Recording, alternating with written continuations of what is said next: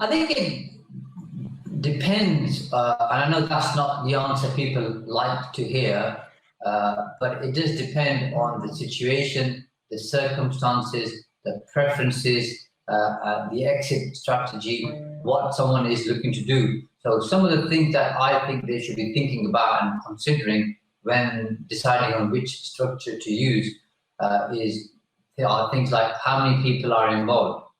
What's the flexibility of every structure? How easy is it to add people in and take them out? What are the admin costs involved in operating their particular structure? What are the tax costs and the tax consequences of each structure? What are the commercial considerations do we need to take into account when we're deciding to use a particular structure?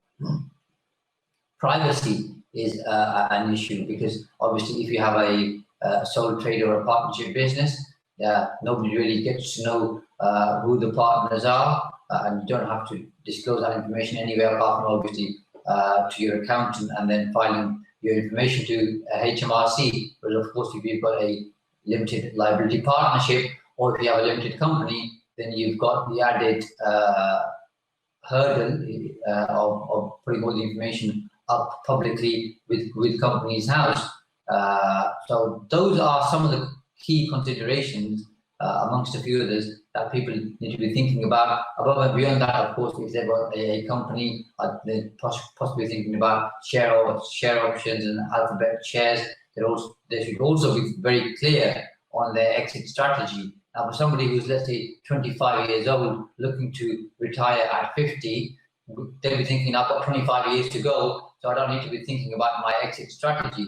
But I always think people should review their exit strategy on a regular basis, because right now it might seem like 25 years, but in 10 years' time, somebody might say, I'm doing pretty well now, I'd rather exit now. So it's good to bear all those things in mind.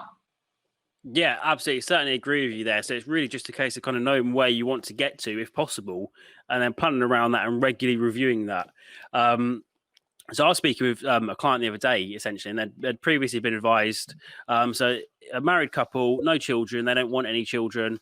All they want to do is to leave their jobs, earn about £40,000 each, and that's all they need to live off. They're more than happy with that. And they were under the impression that a limited company was the best thing for them.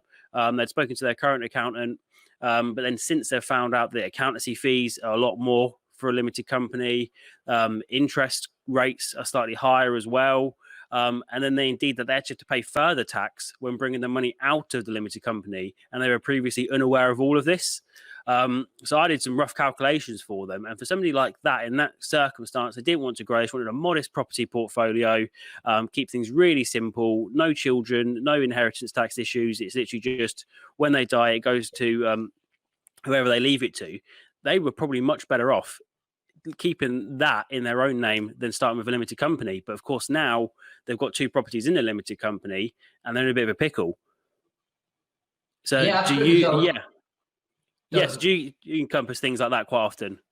You're right there. And of course, one of the kind of key advantages or something investors and developers find attractive with a limited company, in fact, most general businesses find attractive, of course, is limited liability. But then if you're having to give personal guarantees, then you're losing that protection to some extent. So added to everything that you've just said, they've got that issue now to deal with too.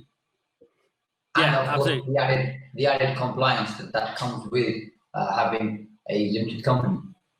Yeah, so in that situation, they should have kind of spoke to a property tax specialist to start with, so they got well-rounded advice that doesn't just focus on kind of one thing. It's not very well informed.